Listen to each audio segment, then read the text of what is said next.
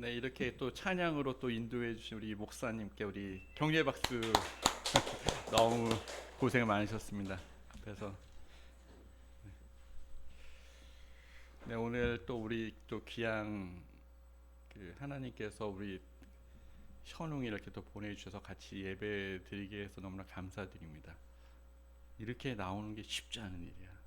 네, 쉽지 않은 일이고 굉장한 또 용기가 필요한 거고 아마 무슨 일을 해도 잘 할 것 같아요. 아마 그런 하나님의 축복이 있기를 축복합니다. 그 예전이나 지금이나 학생들에게 가장 어려운 게 공부죠.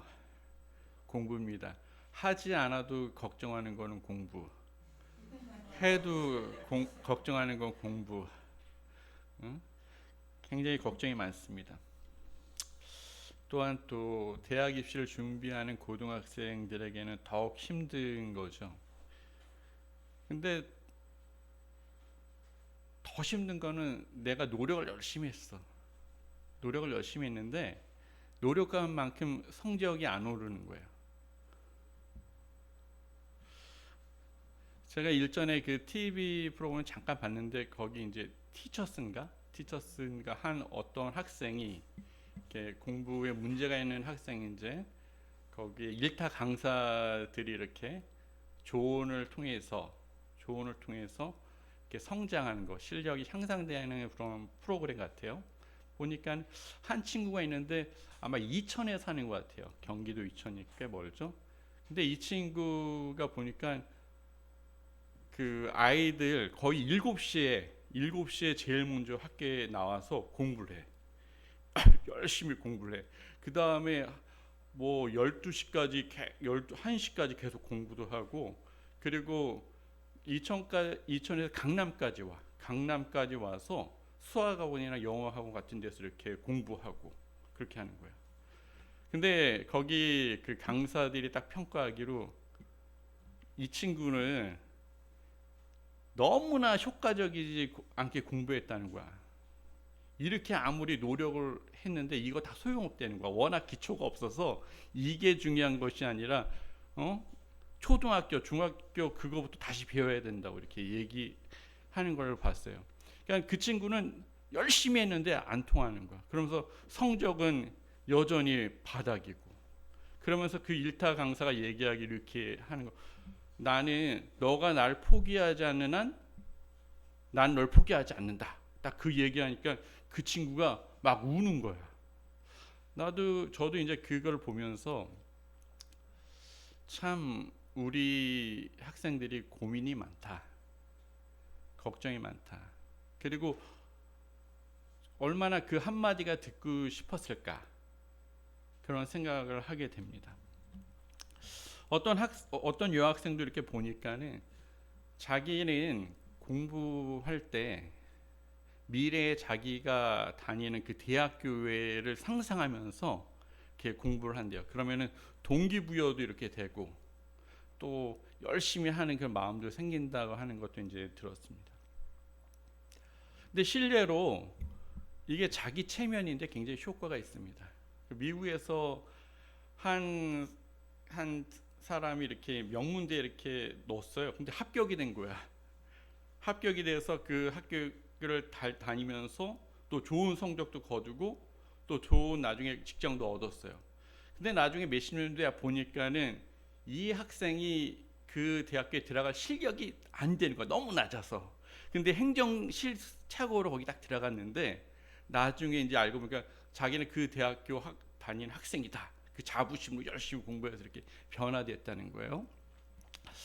우리가 보면은 이런 자기가 어떤 미래에 대한 어떤 체면들, 그런 동기부여들, 이런 것들이 삶의 효과가 있을 수가 있어요. 그리고 내 삶의 태도도 변화시킬 수 있다고 이렇게 생각이 됩니다. 특별히 오늘 우리가 이 신앙생활이라는 면을 봤을 때 우리가 이런 모습이 한편으로 중요한 게 있어요. 왜냐하면 현재 우리가 삶이 얼마나 각박합니까? 고난도 있고요, 어려움도 있잖아요. 근데 하나님께 받을 그런 칭찬도 기대하면서, 상도 기대하면서, 그곳을 이렇게 생각하면서 하나님의 나라를 생각하면서 할 때 우리에게는 그 기쁨 가운데 우리가 신앙을 영위해 나갈 수 있는 거죠. 오늘도 이런 면에서 우리가 지금 말씀을 좀 살펴보길 원합니다. 오늘 본문은 특별히 그 예수님의 공생의 3년 차에 있었던 일이에요. 그죠? 예수님께서 30살까지 자기 개인적인 삶을 살았어. 그래서 가정에서 삶을 살았죠. 그래서 목수의 일을 또 집에서 첫째 아들로서 이렇게 일을 잘 감당했습니다. 그 다음에 30살이 딱 된 후에 3년 동안에 하나님의 일을 하게 되죠. 그런 다음에 3년째 되던 그 해에 6월절 때 십자가에 이제 달려서 돌아가십니다. 그렇기 때문에 예수님이 공생의 이 3년 과정을 우리가 깊이 생각해 볼 필요가 있어요. 그래서 예수님의 일생이 어떨까? 우리가 그걸 추론해 보면 사복음서가 있지 않습니까? 뭐가 있죠? 마태, 마가, 누가, 요한복음. 그죠? 우리 다 틀린데 이거를 전부 다 이렇게 예수님의 일생을 이렇게 조합한 책들이 있어요. 그래서 예전에 이제 문헌을 봤을 때 디아테사론이라 그래서 이렇게 예전 그런 교부들도 그런 것도 이제 연구하고 그랬습니다. 근데 예수님께서 그 보면은 오늘은 특별히 예수님이 그 공생의 3년 차야. 앞으로 1년 있다가 십자가에 달리시는 건데, 근데 예수님께서는 항상 1년이 될 때마다 되면서 항상 하던 일이 있어요. 일반적으로 그거는 6월절 때, 그렇죠? 6월절 때 예루살렘 성전에 가서 사역을 항상 했어요. 항상 했는데 이 3년 차 때는 예루살렘 성전에 올라가지 않습니다. 그리고 갈릴리의 그 지역이랑 그 주변의 그 이방 지역을 이렇게 다니면서 이렇게 복음을 전도를 합니다.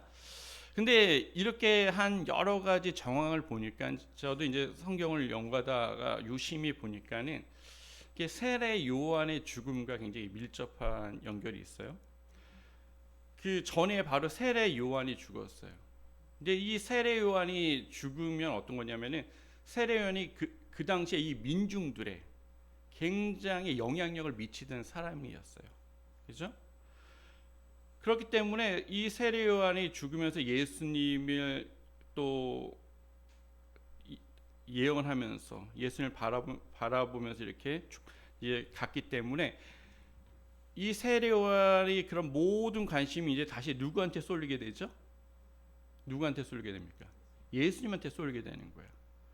특별히 예수님이 공생에 이제 3년 차가 딱 되면서 우리가 갈릴리의 베세다 그 지역에서 행한 일이 있습니다. 어떤 일이죠? 오병이어의 사건. 오병이어의 사건을 이루게 되는데 그때 모든 사람이 엄청나게 놀라는 거예요. 그죠? 물고기 5마리에 떡 5덩이로 해서 몇 명이 먹었어요? 5,000명이 먹었잖아요. 그러니까는 이 사건을 통해서 모든 사람이 놀라게 된 거예요. 그러면서 한편은 사람들이 예수님을 정치 지도자로 삼아야 된다. 뭐 예수님을 우리의 지도자 막 삼아야 된다. 그런 일들이 막 벌어지게 된 겁니다. 그래서 예수님께서 그들을 피해 다니신 거예요.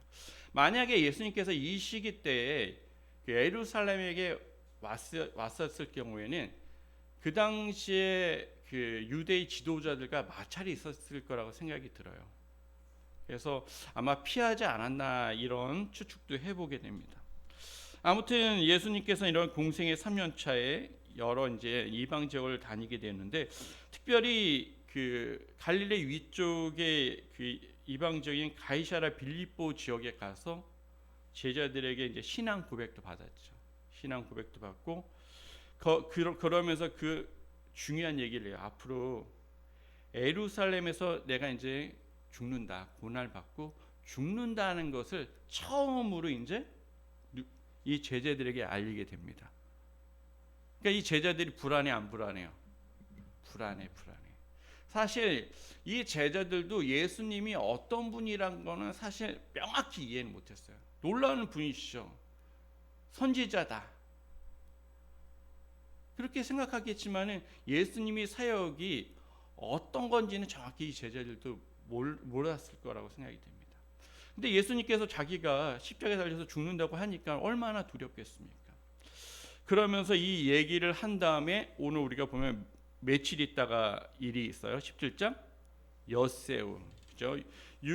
엿새우에 베드로와 야곱과 그 요한을 데리고 따로 높은 산에 갔다 이렇게 얘기합니다. 여기서 이 높은 산이라고 보면은 물론 유대의 전승에 보면 이제 다볼산이다 이렇게 얘기를 하고 있지만 일반적인 학자를 보면 이제 그 가이사랴 빌립보 위쪽에 만년설로 덮여 있는 그 헬몬산이라고 얘기합니다. 헬몬산이라고 보는데 해발이 1,800m나 되는 굉장히 높은 산입니다. 이곳에 이렇게 제자들 그 중에 3명을 데리고 이렇게 기도하러 가신 것 같아요. 그죠? 그들을 데리고 기도하러 올라가신 것 같은데 그때 보니까 어떤 일이 벌어졌어요? 예수님께서 거기서 변형됐어. 그들 앞에서 얼굴이 변형되는데 해같이 빛났대. 그다음 옷이 빛과 같이 휘어졌다는 거야. 그죠? 그 다음에 거기에 또 누가 나타났어요? 두 명이 또 누가 나타났어요? 모세.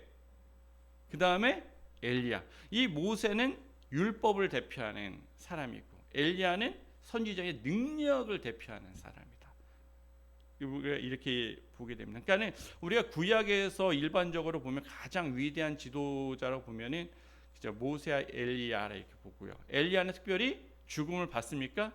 죽음을 안 봤어요. 그냥 예수님처럼 하늘에 승천했습니다. 그만큼 위대한 이런 두 지도자와 함께 예수님이 이 셋이서 모여서 있었던 거예요. 그러니까 이 베드로가 딱 보니까는 모세도 있지, 엘리야도 있지. 그간에 예수님까지 있으니까 놀래 안 놀래요? 이 제자들 놀래면서 그러면서 이제 난 우리가 여기가 너무 좋다. 주님을 위해서 모세와 엘리야를 위해서 초막을 짓겠다. 이렇게 이제 얘기하면서 이제 하는 것을 보게 됩니다. 사실 예수님께서는 굉장히 중요한 일이 있을 때마다 산에 올라가서 뭘 했죠? 기도했습니다. 산에 올라가서 기도를 했어요. 근데 이 십자가의 사건은 너무나 엄청난 일이죠. 예수님에게도 엄청난 일이에요. 그죠? 엄청난 일이었기 때문에 혼자 하심으로 이게 감당이 안 되는 겁니다. 그래서 이 십자가를 감당할 수 있게 해달라고 하나님께 꼭 질 수 있게 해달라고 이제 기도한 것으로 보여집니다. 그때 이 기도의 모습들이 하나님의 뜻에 굉장히 합당한 것으로 보여진 것 같아요. 그래서 하나님께서는 그 아들에게 성령을 부으셔서 이 아들이 얼마나 사랑하고 기뻐하는지 충만하게 체험한 게 오늘 이 변화산의 사건이다 이렇게 얘기를 합니다. 일반적으로 결혼식 하기 한 달 정도 전에 뭘 하죠? 네? 마사지? 네. 그 결혼하기 한 달 전에 거의 대부분 뭘 하죠? 촬영, 야외 촬영. 요즘에도 야외 촬영합니까? 요즘에는 잘 모르겠는데 예전 한 20년 전까지만 해도 다 이게 그냥 결혼하기 한 달 전에는 이렇게 야외 촬영하고 그랬습니다. 저도 예전에 결혼하기 전에 야외 촬영한 게 기억이 나요.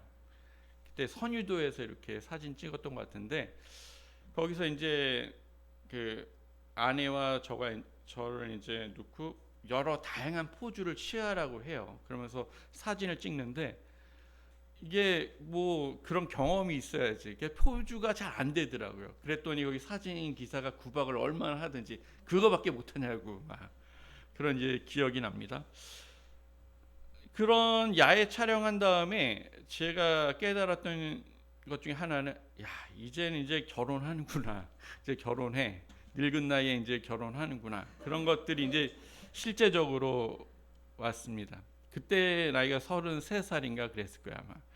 뭐 지금은 좀 많이 더 그 결혼하는 나이가 많이 늦어졌지만은 그 다음에 이제 실감이 됐어요. 근데 오늘 이 변화산의 변화산 체험도 그런 이면에 있어요. 이면에 있어요. 어떤 이면이냐면은 예수님께서도 불안하시잖아요. 십자가의 사건이 뭐냐. 그런 하나님께서 보여준 거예요. 이 십자가의 사건은 뭐냐면은 네가 죽음을 이기고 부활한 거다. 그리고 영광스러운 모습으로 나타난다는 것을 하나님께서 미리 보여준 사건인 것입니다. 그렇기 때문에 예수님에게는 굉장히 큰 힘이 됐겠죠. 그리고 옆에서 본 제자들도 완전히 깨닫지는 않았지만 예수님이 뭔가 정말 위대한 분이다. 그런 것을 깨달을 수 있을 겁니다. 우리도 어떤 어려운 일 전에 주님께서 그것을 이길 수 있는 힘들을 주세요. 항상. 그렇기 때문에 우리가 그런 부분도 우리가 잘 이해했으면 좋겠습니다. 근데 좀 재미있는 게 있어요. 제자들이 위대한 변화산 체험을 했는데 이 체험은 마태복음, 마가복음, 누가복음 이게 다 실렸어요. 다 실렸는데 누가복음에 보면은 되게 재미있는 기록이 있습니다. 뭐가 있냐면은 누가복음 9장 32절에 말씀이 있는데 이 베드로와 야고보와 요한이 어떻게 하다가 이 체험을 하게 돼요? 어떻게 하다가? 졸다가. 그러니까 여기 항상 보면 이들은 졸았나 봐. 기도할 때. 이게 기도하면서 졸면서 이 체험을 한 거야. 이 위대한 체험을 한 거야. 혹시 여기 조는 분 계십니까? 졸다가도 체험할 수 있어요. 막 졸다가 막 은혜 받을 수 있고 막 졸다가 그리고 그냥 우연치 않게 놀러 왔어도 막 은혜 받을 수 있어요. 이게 하나님의 은혜인 거야. 왜냐하면 하나님께서 우리의 연약함과 우리의 부족함을 아시기 때문에 그러면서 우리에게 채워준 거예요. 그래서 우리는 어떤 의미에서 이런 놀라운 우리의 어떤 체험들, 능력들 그런 것들에 대해서 절대로 낙심할 필요도 없어요. 낙심할 필요도 없고 또 교만할 필요가 없습니다. 자다가도 은혜 받을 수 있어요. 갑자기 찬양받다가도 막 은혜 받을 수 있어요. 이게 하나님의 놀라운 섭리라는 거죠. 특별히 오늘 우리가 변화산 체험을 통해서 우리에게 준 영적 교훈이 무엇인가 좀 보도록 하겠습니다. 첫 번째는 보면은 우리의 미래는 영광스럽다는 거예요. 뭐라고요? 우리의 미래가 영광스럽다는 거예요. 영광스럽다.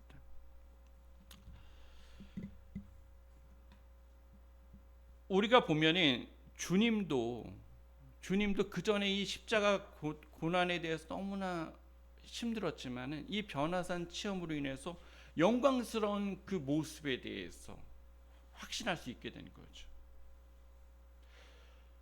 동일하게 우리 그리스도인도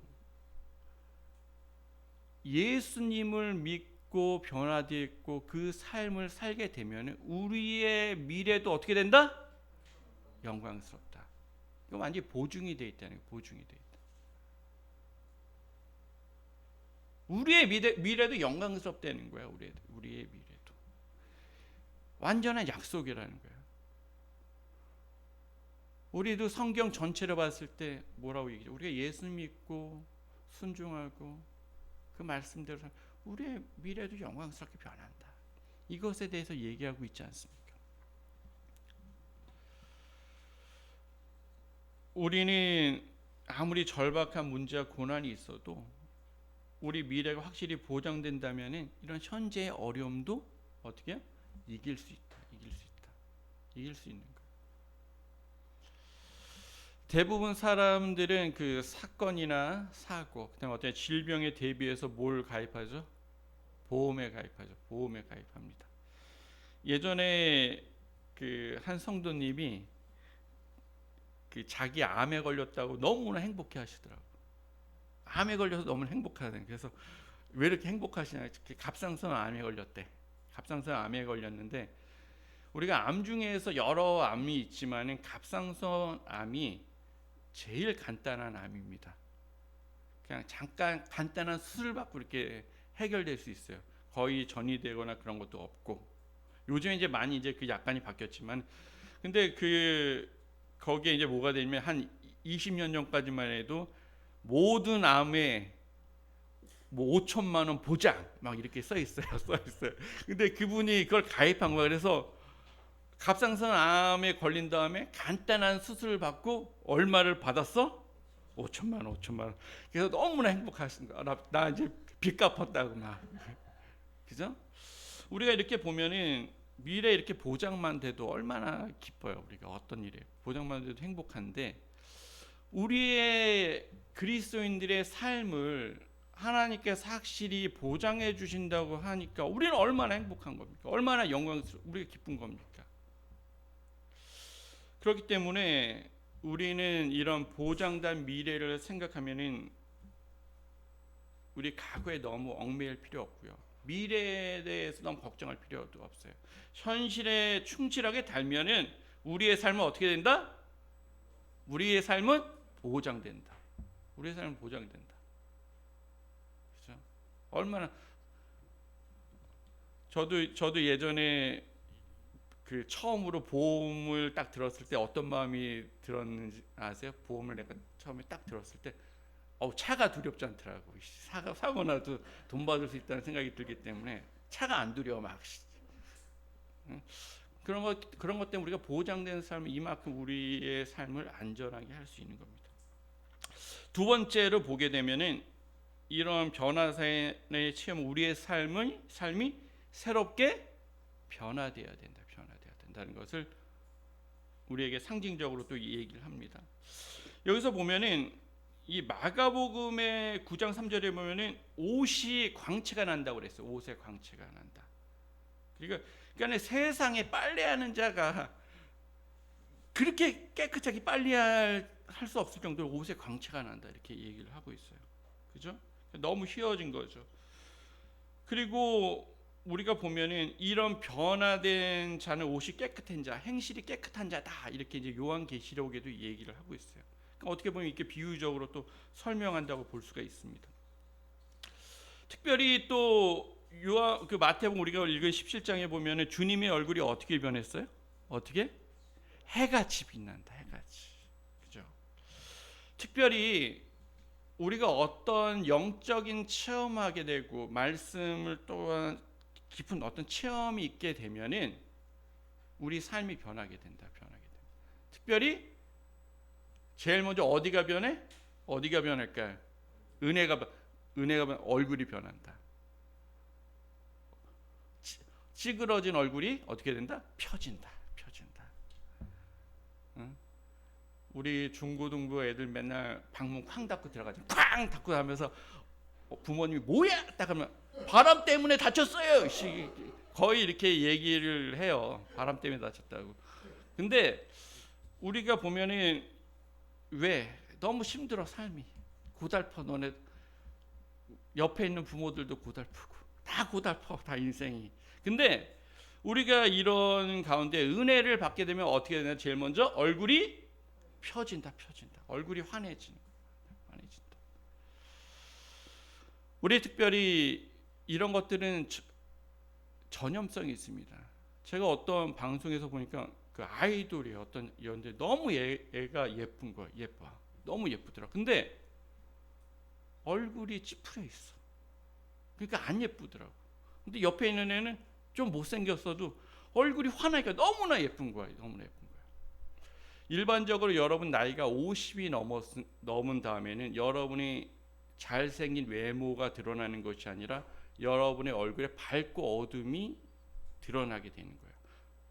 그렇기 때문에 어두운 사람 옆에는 누구든지 가기 싫어하는 거예요. 왜? 가봤자 뭐 좋은 일이 있겠어요. 걱정 근심만 있겠죠. 얼굴이. 그러나 밝은 얼굴이 있고 은혜로운 얼굴이 있으면 그 사람과 같이 일하고 싶고 그 사람과 얘기하고 싶고 그 사람과 무언가 같이 하려고 하겠죠. 그러면서 우리는 또 더 나아가죠. 우리가 예배를 통해서 또 수련을 통해서 오늘 우리가 말씀을 통해서 은혜 받은 것 같아 이렇게 얘기할 수가 있어요. 그러나 이러한 어떤 영적인 체험은 변화는 우리의 어떤 행실과 어떤 선행으로 나가야 된다. 만약에 그런 우리가 행동으로 나가지 않으면은 우리의 어떤 영적인 체험들은 잠깐의 쾌락이다. 사실 예수님이 비유를 가만히 들여다보면은 너희는 이렇기 때문에 이런 행동을 해라. 다 이렇게 얘기를 해요. 왜? 너무 그 당시에 바리새인들은 말만 번지르르 한 거예요. 이렇게 사십시오. 근데 자기는 안 살아. 그렇기 때문에 예수님께서는 항상 얘기하는 게 여러분들은 우리가 말씀을 이렇기 때문에 이런 행동을 하십시오. 얘기를 한 겁니다. 성경도 대부분에 그래요. 모든 서신서 여러분 말씀은 이렇습니다. 그러므로 여러분들은 이렇게 뭘 해야 돼요? 살아야 됩니다. 이렇게 얘기를 하고 있는 거예요. 특별히 우리가 핵심적인 요소를 보게 되면 우리가 변화된 사람들이 핵심적인 삶을 보게 되면 받는 것보다 나누는 삶이다. 나누는 삶이다.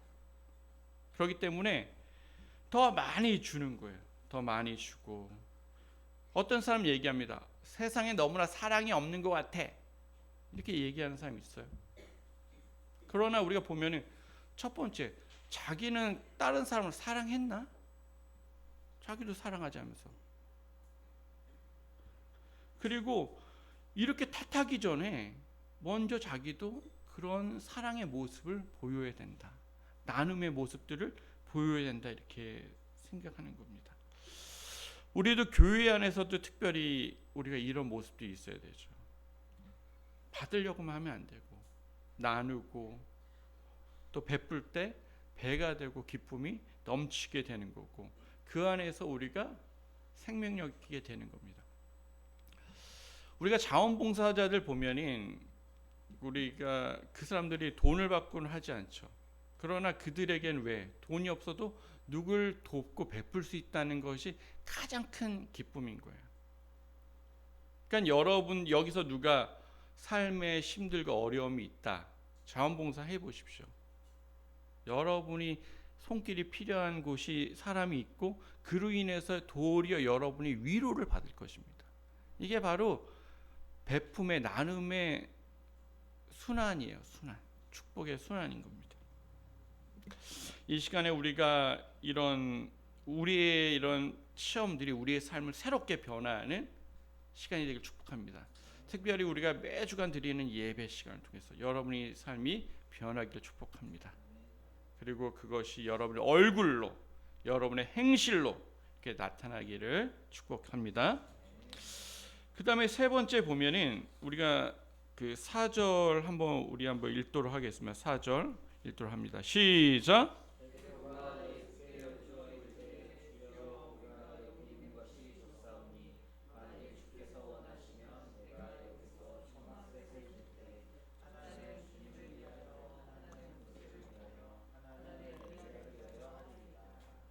아멘.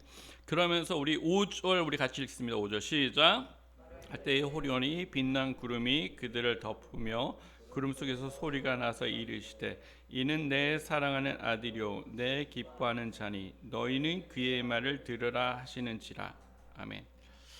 여기 베드로가 너무나 기쁜 나머지 이렇게 얘기했다. 너무 여기가 좋아요. 사실 굉장히 여러분이 그런 체험이 아마 있을 수도 있겠지만은 굉장히 신앙 연륜이 있고 그런 사람, 영적인 체험이 있는 분들이 중에 나타난 현상 중에 하나가 뭐냐면은 여기가 너무나 은혜 받게 되고 성령 충만하게 되면 여기가 너무 좋은 거야.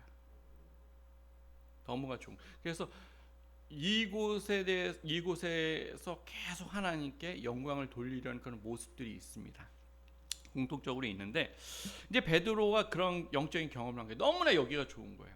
그래서 여기서 집을 짓겠다는 거야. 집을 짓겠다. 근데 하나님께서는 이런 모습을 별로 안 좋아했던 것 같아요. 그러면서 5절에 뭐라고 하죠? 이는 내 사랑하는 아들이요 내 기뻐하는 자니 너희는 그의 말을 들으라 하시는지라. 그의 말이 누구의 말이에요? 그의 말. 예? 예수님의 말이죠. 예수님의 말을 들으라 이렇게 얘기를 하고 있어요. 우리가 신앙생활하면서 가장 중요한 것 중에 하나가 주님의 말을 들어야 된다는 거예요. 우리 세 번째는 주님의 말을 들어야 돼. 주님의 말을 들어야 돼.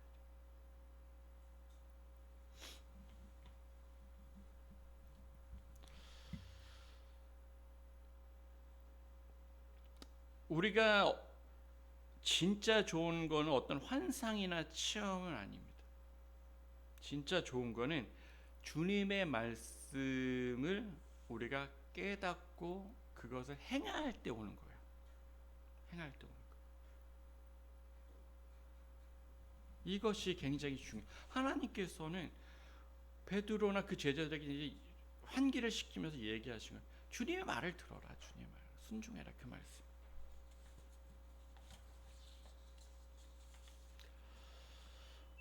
우리가 보면은 어떤 사람들은 진리와 어떤 영적인 것들 그런 것들을 막 찾으러 다니는 사람들이 있어요. 그러나 우리가 굉장히 집중해야 될 거는 뭐라고요? 주님의 말씀에 집중을 해야 된다는 거예요. 우리가 특별히 이 세상에는 지금 우리나 뭐가 넘쳐나고 있어요. 지금 많은 말들과 정보들이 넘쳐납니다. 너무 많은 정보들이 넘쳐나잖아요. 예전에 뭐 30년까지만 해도 우리가 정보 같은 걸 구하기 어려웠어요. 그러면 지금 이제 인터넷에도 뭐 도서관 뭐 다 연결돼 있지 않습니까? 너무나 정보 같은 거라든가 어떤 사람들이 말이라든가 그런 것들을 우리가 빨리 볼 수가 있죠. 그러나 이런 가운데 우리는 굉장히 혼란을 겪고 있어요. 무엇이 옳은가? 무엇이 진리인가? 이게 너무나 어려운 겁니다. 저 사람에 대한 말이 정말 진리인가? 사실 우리가 어떤 것에 대해서 계속 관심을 갖게 되면은 우리가 그것에 대해서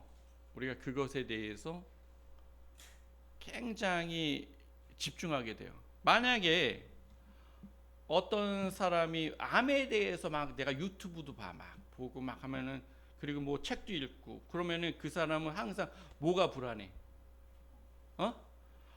나 또 암 걸린 거 아니야? 불안한 거야. 어떤 사람은 눈이 안 좋아. 눈에 대해서 막 어떤 책 같은 거 막 읽고 그러면은 불안해 안 불안해? 불안해. 지금 저도 이제 그 복지에 관한 것을 공부하고 있는데 치매에 대해서 생전 공부하는 치매에 대해서 이렇게 공부를 하고 있어요. 그러다 보니까 내가 치매 걸리는 거 아닐까? 야, 가족도 전부 다 잊어버리고 살면 어떨까? 그 두려움이 갑자기 생기는 거예요. 어르신들은 다 그럴 거예요. 70살 넘으신 분들 갑자기 내가 치매 걸려서 이게 부모 자식들한테 이게 속삭이면 어떨까? 불안이 다 있는 거예요.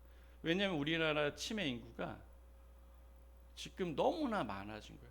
지금 여러분 맨날 핸드폰에 뜨잖아요. 60세 노인 차기 맨날 뜨지 않나요? 다 치매 노인들이야. 그분들이 다. 그냥 잠깐 있으면 없어져. 그냥 그분 찾아달라고 다 문자로 오잖아요. 여기. 그러니까 얼마나 두려운 겁니까? 우리가 보면은 이렇듯이 우리가 관심 있는 분야에 우리가 매몰될 수 있다. 그럴 때 우리가 이 많은 혼란한 것 중에 우리가 기준을 잡을 수 있는 게 뭐라고요? 주님의 말씀. 주님의 말씀을 들어라. 주님의 말씀을 들어야 돼. 이 혼란한 이런 상황 가운데 우리가 주님의 말씀을 듣기 때문에 우리의 표지판이 되고 우리의 안내서가 되고 우리의 방향이 되고 다 그런 거예요. 여러분 그런 것들을 주님 말씀대로 우리가 잘 나가는 복된 삶이 되길 축복합니다. 그러면서 얘기를 하고 있어요. 우리가 보면서 우리 8절 한번 읽도록 하겠습니다. 8절 시작. 오직 예수 외에는 아무도 보이지 아니하더라. 그렇죠. 그러니까 이런 일이 6절에 보면 제자들이 엎드려 힘이 두려워하니까 예수님께 나 그들에게 손을 대시며 이르시되 일어나라 두려워하지 말라 하시니까는 아니 모세와 엘리야가 없어졌어. 다 몰라 있었는지도 모르겠지만 눈을 들어보니까 오직 예수 외에는 안 보이는 거야.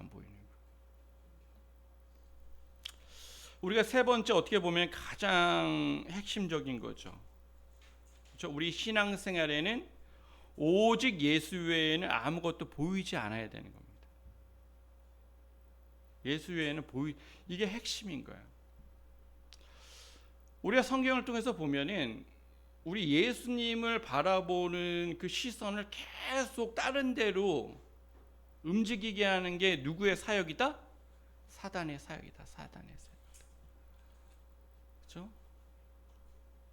우리 히브리서도 보면은 믿음의 주를 바라보자, 그죠? 바라봐라. 그분 그 안에 다 있는 거죠. 그리고 또한 우리가 이 예수님을 통해서 우리가 갈라디아서 2장 20절에 보면 말씀이죠. 내가 그리스도와 함께 십자가에 못 박혔나니 그런즉 이제는 내가 사는 것이 아니요 오직 내 안에 그리스도께서 사시는 것이라. 이제 내가 육체 가운데 사는 것은 나를 사랑하사 나를 위하여 자기 자신을 버리신 하나님의 아들을 믿는 믿음 안에서 사는 것이라. 그죠? 그러니까는 우리가 예수님만 바라보는 것은 그때부터 뭐가 시작되는 거예요? 내 자아를 그때부터 죽이는 거야. 내 자아를 죽이는 거야. 그렇기 때문에 우리 자아는 항상 어떻게 해요? 십자가에 못을 박아야 된다. 십자가에 못을 박아야 된다. 우리의 자아라는 거 뭐예요? 육신의 정욕, 그죠? 안목의 정욕, 그죠? 이생의 자랑, 그죠? 이런 것들. 돈 많이 벌어야 된다, 학벌이 좋아야 된다, 뭐 건강, 여러 가지 것들이 우리를 다 잡고 있는 거예요. 다 잡고 있는 거예요. 우리가 이런 것들이 이게 우리의 본성이고 항상 더 가지려는 이기적인 마음들 막, 그죠? 근데 이런 것들을 어떻게 해요? 십자가에 달아야 된다. 어떻게 보면 우리가 교회의 상징이 뭐예요? 교회의 상징이 뭐예요? 교회의 상징이 뭐죠? 십자가, 십자가. 십자가에 표시된 교회 안에 들어오면 우리는 사실 뭐 하면서 들어와야 된다? 날 죽이면서 들어와야 된다. 사실 들어올 때마다 내 자아를 죽이면서 들어와야 되는 겁니다.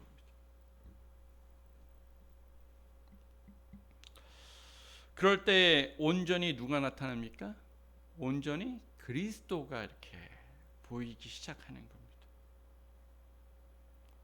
내 육적 자를 죽이면 죽일수록 나의 영적인 삶은 어떻게 돼요? 더욱더 풍성해진다. 풍성해진다.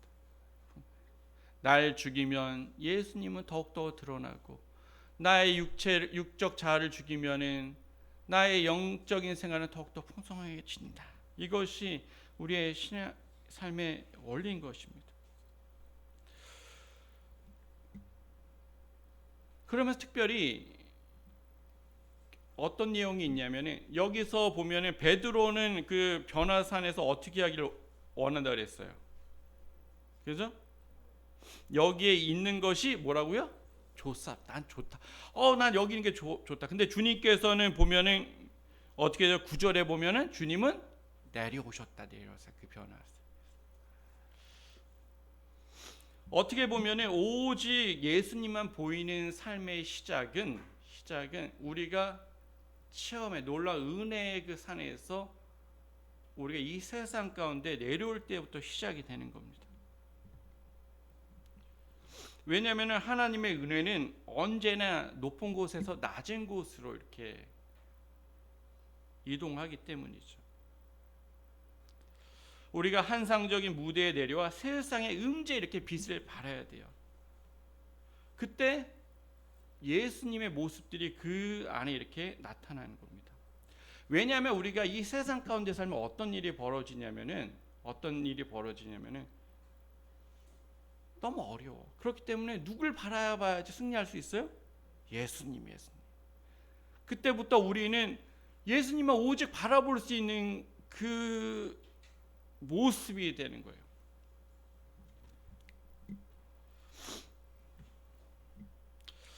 어떻게 보면은 우리가 이 체험, 이 변화산 체험이라는 것은 제자들에게, 예수님께도 영광의 체험인 동시에 그 제자들에게도 놀라운 그런 도전인 거죠. 그러면서 너희들은 이제 어떻게 보면 이 영광의 이 변화된 곳을 내려와서 이 세상 가운데 가서 이 모습에 대해서 우리는 또 보여줘야 된다는 것이죠. 그렇기 때문에 여러분들, 우리 그리스도인들은 항상 이 예배를 통해서 은혜 받았던 것들, 우리가 체험을 받았던 것들, 은혜들을 우리가 세상 가운데 우리가 나타내야 되는 겁니다. 예전에 그 대형 교회에서 있었던 실제적인 일이었었는데, 성도들이 예배 후에 그 말씀 듣고 얼마나 은혜 받았는지 너무나 은혜 받은 거야. 은혜 받은 거야. 그래서 얼굴 보니까 너무나 은혜를 많이 받아서 얼굴이 다 환하고.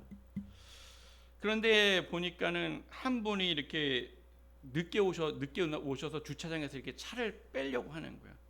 근데 뒤에서 한참 동안 기다리던 그 한 성도가 승질이 난 거야. 그래서 그때서부터 두 분이서 이제 주차장에서 싸움한 겁니다. 그래서 이제 이 싸움이 가족 싸움으로 또 번지고, 그래서 이 주차장이 예배 후에 그냥 엄청나게 그냥 아수라장이 됐다고 합니다. 그 다음부터 이 교회의 표어가 바뀌었어요. 은혜는 주차장에서. 그러니까 우리가 그런 거예요. 우리의 삶의 모습이 그런 겁니다. 우리가 은혜를 받았잖아요. 여기서 말씀에 대해서 우리가 깨달음이 있으면은 여기서는 할렐루야 아멘 이렇게 할 수 있지만, 나가서 우리의 가정과 엄마한테 짜증내지 말고 아빠한테 화내지 말고, 그리고 또 부모들 우리 자식들한테 잘하고, 그런 가정 안에 그런 모습이 있고, 학교에서 우리 학우 안에도 서로 좀 비꼬지 말고 짜증내지 말고 서로 칭찬하고 격려하고 그런 모습도 있잖아요. 그리고 우리 또한 직장에서도 우리가 서로 얼마나 힘들어 그 안에 격려하는 그런 모습들이 있어야 되는 겁니다. 그렇기 때문에 우리가 그리스도인이 받은 은혜는 그 은혜를 가지고 우리 세상 가운데 가지고 사용해야 된다. 왜냐하면은 세상은 여전히 죄악 가운데 문제 가운데 있는 거예요. 그러면서 만약에 우리가 이 세상 가운데 가자면 우리는 여전히 산속에서 도 닦는 사람밖에 더 되겠습니까? 그러나 우리가 세상 가운데 가서 주님께서 너희 얘기하죠. 빛과 소금의 삶을 살아라. 물론 우리는 세상에서 패배할 수가 있고요. 힘들어 절망할 수 있습니다. 그러나 우리가 다시 일어날 수 있는 힘은 누구 때문에 다시 일어날 수 있는 거죠? 예수님. 그렇기 때문에 우리가 이 세상 안에 살면서 우리가 예수님 더 바라봐야 되는 거예요. 바라볼 수가 없어.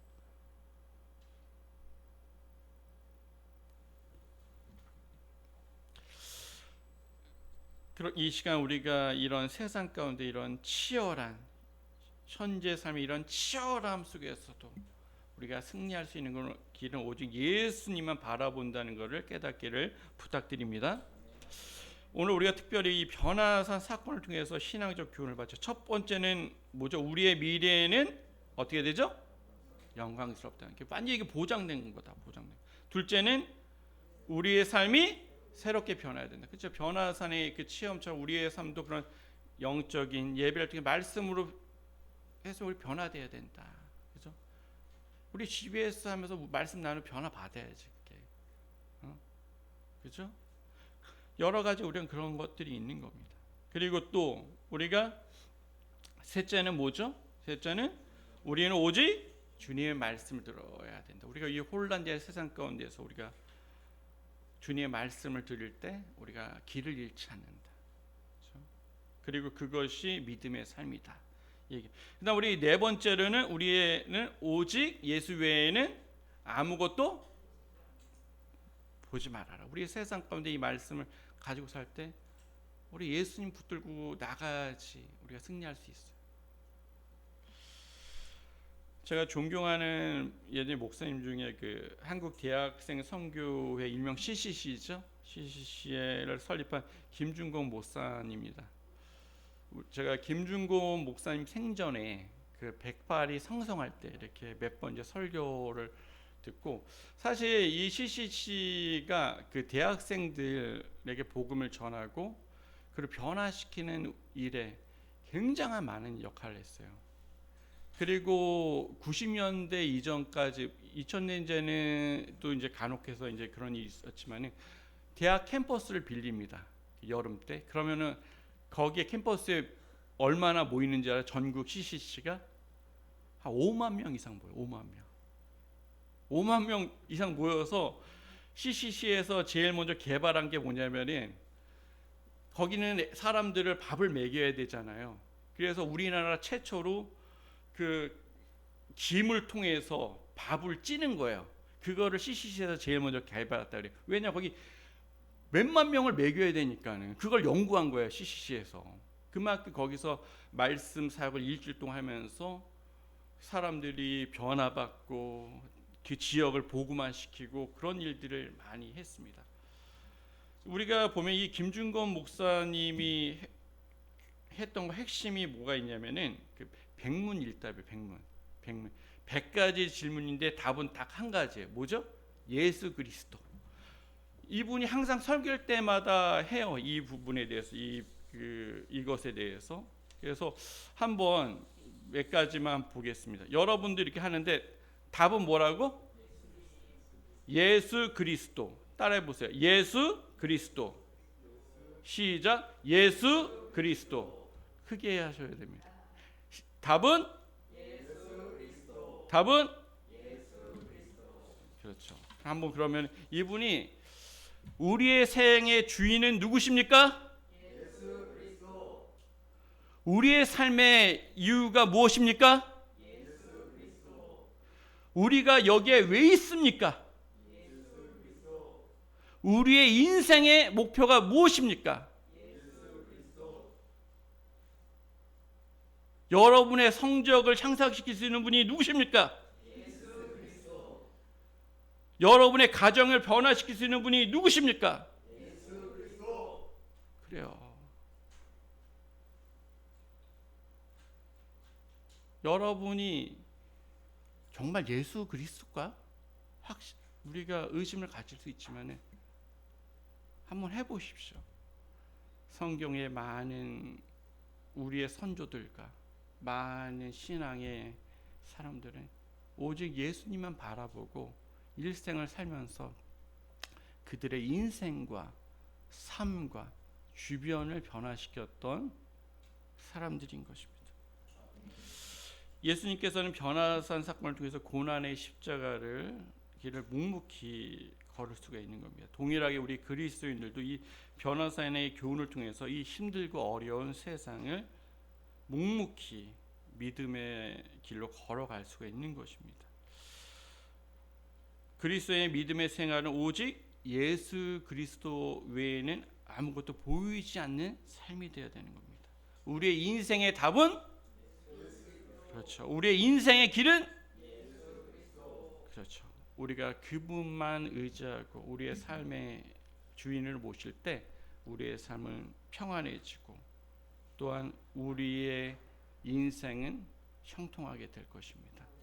이런 지혜로운 사람이 되기를 주님의 이름으로 축원합니다. 기도하시겠습니다. 이 시간 우리가 이 변화산의 체험을 통해서 우리의 영적인 교훈을 얻었습니다. 우리의 여러 가지 일이 있지만은 그 말씀 중에서 특별히 우리의 미래가 보장됐다 영광스럽게, 그리고 우리의 삶도 변화되어야 된다. 오직 주님의 말을 들어야 되고 오직 예수 외에는 아무것도 우리는 보지 말아야 되는 우리는 신앙 삶을 살아야 된다고 우리는 깨달았습니다. 이 시간 우리가 다시 한번 결단하고 예수 그리스도가 우리의 인생의 답이 되는 그런 그리스도인이 되게 해달라고, 그런 사람들이 되게 해달라고 우리 기도하고, 특별히 믿음이 없는 분들에게는 예수 그리스도에 대한 믿음이 생기게 되게 해달라고 이 시간 우리 다 같이 우리 기도하도록 하겠습니다. 기도하겠습니다. 아버지 하나님, 주님의 은혜 가운데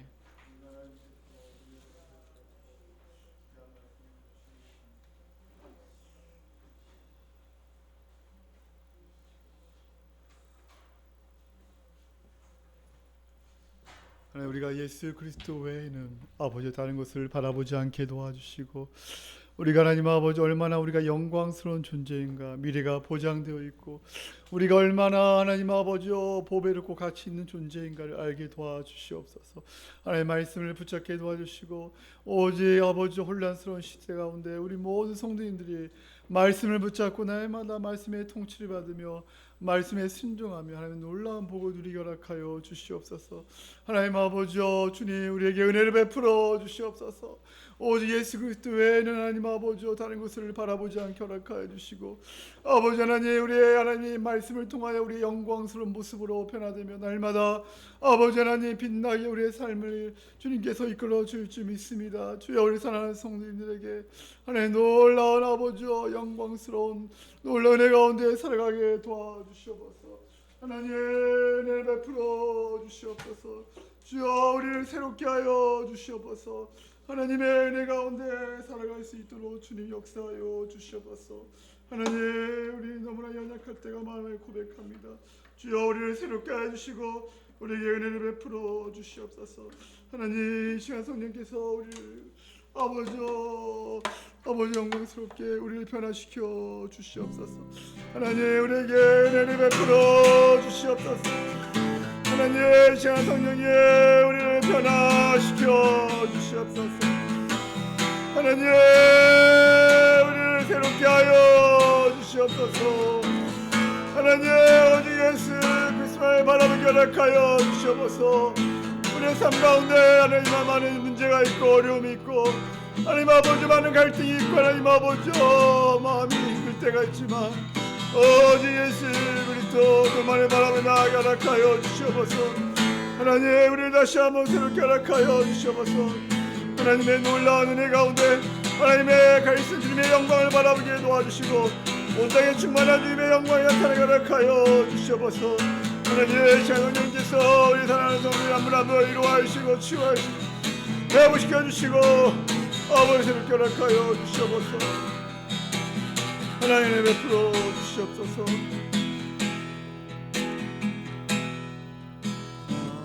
없는 주님의 은혜 온 세상 위에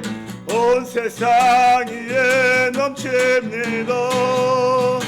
가릴 수 없는 주 영광 온 땅 위에 충만합니다. 주님만이 길이 오니 우리 그 길 따라갑니다. 우린 그 길 따라갑니다. 그날에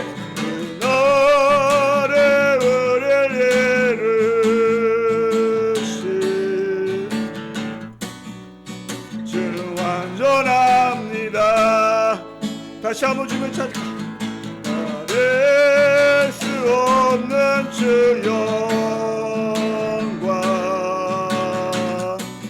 온 땅 위에 충만한 주님만이 길이 오니 주님만이 길이 오니 우린 그 길 따라갑니다.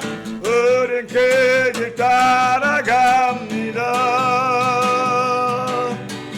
그 노래 우리를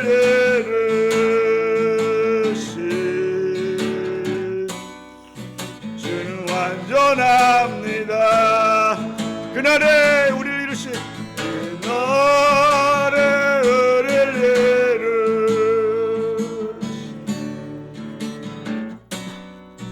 주는 완전합니다. 하나님 감사합니다. 주님만이 길이요 주님만이 우리의 삶을 변화시키시며 주님만이 우리를 새롭게 하실 줄 믿습니다.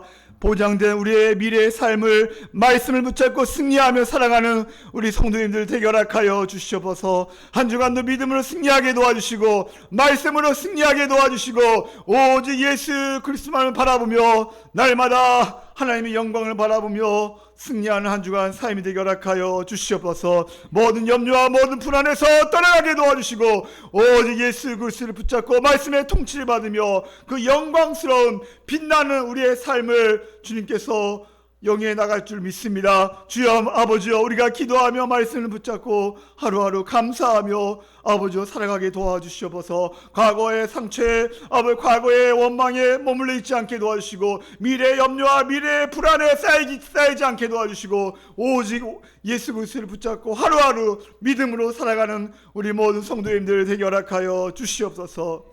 이제는 우리를 위하여 십자가에 죽으신 예수님의 은혜와 하나님의 그 크신 사랑과 성령님의 감화가 없는 충만 역사 위로하심이 우리 사랑하는 성도님 심령과 가정과 자녀 위에 우리 주원광교회와 일하나 이 민족 위에 지금부터 영원까지 함께 있을지어다.